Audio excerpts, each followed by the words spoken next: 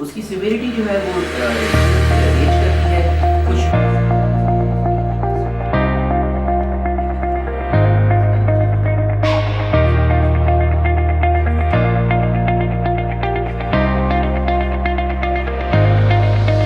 Influenza का season start हो चुका है।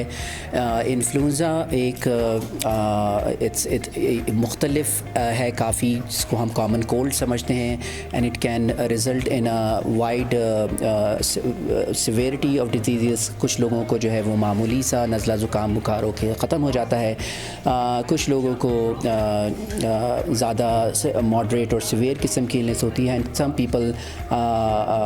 And up being hospitalized, health care workers और प्रेग्नेंट औरतें। तो इन सब लोगों को जो है वो एज अ प्रायोरिटी वैक्सीन लगवानी चाहिए। ख़ास तौर पे हम रिकमेंड करते हैं कि हेल्थ केयर वर्कर्स ये vaccine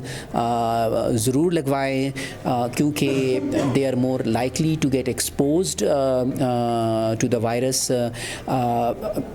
while taking care of their patients, not only being exposed but also spread it to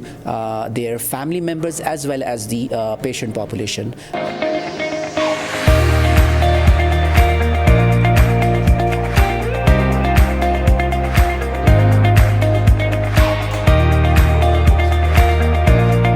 जो हम आम ज़ुबान में ज़ुकाम बोलते हैं या फ्लू बोलते हैं, इसकी वैक्सीनेशन बेहतर इस वजह से होगी कि जो उम्र रसीदा लोग हैं या जो